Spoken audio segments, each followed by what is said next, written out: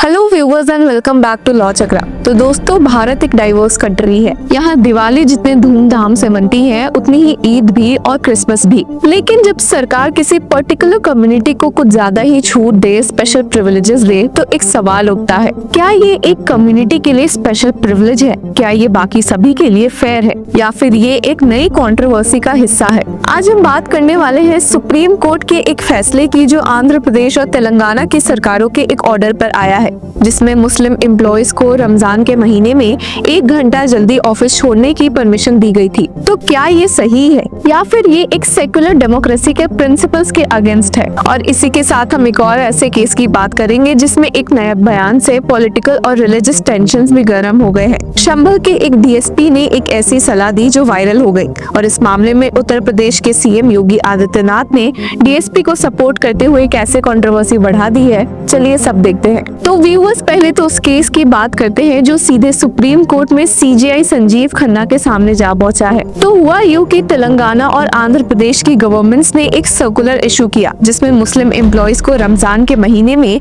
1 घंटा पहले ऑफिस से छोड़ने की परमिशन मिली थी। ये रिलैक्सेशन 2 मार्च से 30 मार्च तक दिया गया, लेकिन इसी के अगेंस्ट एक पिटिशन सीधे सुप्रीम कोर्ट आ पहुंची। पिटिशनर ने ये आर्ग्यू किया कि अगर ये फैसिलिटी सिर्फ एक कम्युनिटी को दी जा रही है तो ये क्या सेकुलरिज्म के प्रिंसिपल्स के अगेंस्ट नहीं है? सुप्रीम कोर्ट ने ये मैटर तो सुना, पर इस केस का फैसला ये आया कि शायद ये केस सुप्रीम कोर्ट के लेवल तक का नहीं है। जो लोग इसे अपोज कर रहे हैं वो हाई कोर्ट जा सकते हैं। चीफ जस्टिस संजीव खन्ना और जस्टिस संजय कुमार की बेंच ने सीधा कह दिया, please go to the high court. इसके बाद पिटिशन विड्रॉ कर ली गई थी और अब ये मुद्दे स्टेट लेवल कोर्ट्स में डिसाइड होगा। लेकिन सवाल ये उठता है कि क्या एक सेक्युलर डेमोक्रेसी में रिलीजियस रिलैक्सेशंस मिलनी चाहिए? पर बात ये है कि ये मुद्दा सिर्फ रमजान तक सीमित नहीं है। होली और जुम्मा प्रेयर्स का एक और बड़ा इशू उत्तर प्रदेश में देखने को मिला है। 14 मार्च को होली है और इसी दिन रमजान का भी एक खास दिन है, जुम्मा नमाज। इस टेंशन को समझते हुए संभल के डीएसपी अनुज चौधरी ने कहा कि होली सिर्फ एक दिन की होती है, जबकि जुम्मा नमाज हर फ्राइडे होती है। इसलिए जो मुसलमान भाई रंग से बचना चाहते हैं वो घर के अंदर रहे जब तक होली का उत्सव खत्म ना हो जाए। ये स्टेटमेंट एक पीस कमेटी मीटिंग के दौरान दिया गया था, जहां पर दोनों कम्युनिटीज के लोग मौजूद थे। लेकिन इसी बात ने कंट्रोवर्सी मचा दी है और अपोजिशन ने इस बात का विरोध किया है। समाजवादी पार्टी के एमपी राम गोपाल यादव ने तो डीएसपी को सीधा कम्युनल राइट्स का मास्टरमाइंड बता दिया। कांग्रेस के लीडर आदित्य गोस्वामी ने भी कंप्लेंट फाइल कर दी, कहकर कि ये बयान कम्युनल डिवाइड क्रिएट करने की कोशिश है।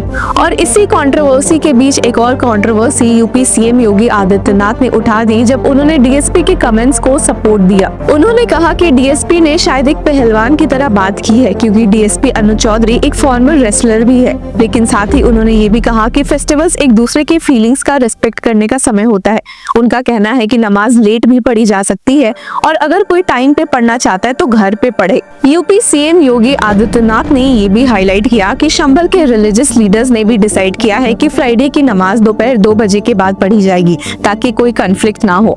पर सवाल ये है कि क्या ये कम्युनल हार्मनी बनाए रखने का सही तरीका है, और क्या एक कम्युनिटी को प्रेशर नहीं दिया जा रहा? अपोजिशन तो इस मौके का पूरा पॉलिटिकल एडवांटेज लेने की कोशिश कर रही है। एसपी के राम गोपाल यादव ने कहा कि डीएसपी पहले भी राइट्स बढ़ा चुके हैं, और अगर सरकारी बदली तो वो जेल के अंदर होंगे। वहीं कांग्रेस के आदित्य गोस्वामी ने मुरादाबाद डीआईजी से कंप्लेन की है कि डीएसपी ने बिना किसी जरूरत के कंट्रोवर्शियल स्टेटमेंट दिया, जो अननेसेसरी टेंशन क्रिएट कर सकता है। तो ये मुद्दा सिर्फ एक कम्युनल कंट्रोवर्सी नहीं है, बल्कि यहाँ पर लॉ एंड ऑर्डर के भी सवाल खड़े होते हैं। अब कंट्रोवर्सी यही खत्म नहीं होती। 9 मार्च को उत्तर प्रदेश पुलिस ने संभल के एक मस्जिद से लाउड स्पीकर हटा दिया, कहकर ये कि नॉइज पोल्यूशन गाइडलाइंस का वायलेशन था। इलाहाबाद हाईकोर्ट ने पहले भी कहा है कि लाउड स्पीकर लगाना किसी का फंडामेंटल राइट नहीं है। लेकिन ये इंसिडेंट एक और नए मुद्दे को जन्म दे रहा है। क्या ये सिर्फ एक कोइंसिडेंस है कि पहले डीएसपी का बयान आता है और फिर मस्जिद से लाउड स्पीकर हटा दिए जाते हैं, या फिर ये एक बड़ा एडमिनिस्ट्रेटिव क्रैकडाउन का हिस्सा है?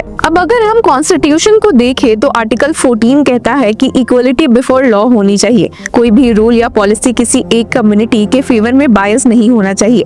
आर्टिकल 25 रिलीजियस फ्रीडम गारंटी करता है, लेकिन ये भी कहता है कि स्टेट न्यूट्रलिटी मेंटेन मेंटेन करना जरूरी है। तो फिर सवाल ये उठता है कि क्या एक स्पेसिफिक रिलीजियस कम्युनिटी के लोगों को प्रिविलेज देना डिस्क्रिमिनेशन पैदा कर सकता है? क्या अगर एक हिंदू एम्प्लॉय छठ पूजा या नवरात्रि में ऐसा रिलैक्सेशन मांगे तो उसे भी मिलेगा? क्या government policies religious neutrality maintain कर रही है? इस मामले में सपोर्टर्स का कहना है कि ये सिर्फ 1 घंटे का रिलैक्सेशन है, कोई मेजर प्रॉब्लम नहीं। वहीं रमजान एक स्पेशल स्पिरिचुअल पीरियड है जहां रोजदारी की वजह से फिजिकल स्ट्रेन पड़ता है। काफी कंट्रीज में ऐसे रिलैक्सेशंस दिए जाते हैं, चाहे वो इस्लामिक हो या सेकुलर। एक तरफ बीजेपी और राइट विंग ग्रुप्स कह रहे हैं कि ये वोट बैंक पॉलिसीज है, और वहीं दूसरी तरफ सेकुलर और माइनॉरिटी सपोर्ट वाले ग्रुप्स कह रहे हैं कि ये नेसेसरी रिलीजियस अकोमोडेशन है। तो दोस्तों, होली और रमजान दोनों कम्युनिटीज के लिए एक इम्पोर्टेंट फेस्टिवल है, और यहाँ ये भी ध्यान रखने की जरूरत है कि ये दोनों कम्युनिटीज एक दूसरे की फीलिंग्स को रिस्पेक्ट करें। डीएसपी के स्टेटमेंट एक तरफ तो प्रैक्टिकल एडवाइस लग सकते हैं, पर वहीं दूसरी तरफ ये भी लगता है कि एक कम्युनिटी से एक्सपेक्ट किया जा रहा है कि वो अपने रिलीजियस प्रैक्टिसेस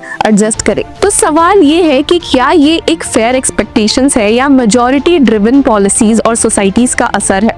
और अगर इसी तरह फेस्टिवल्स और प्रेयर्स को मैनेज करना है तो क्या ये अप्रोच हर रिलीजन के साथ इक्वली अप्लाई होगा? आपके क्या थॉट प्रोसेस है? क्या डीएसपी के कमेंट्स एक प्रैक्टिकल एडवाइस थे या कम्युनल बायस? और क्या योगी आदित्यनाथ का सपोर्ट जस्टिफाइड है? कमेंट सेक्शन में अपनी राय जरूर दे और ऐसे ही कीप फॉलोइंग लॉ चक्रा।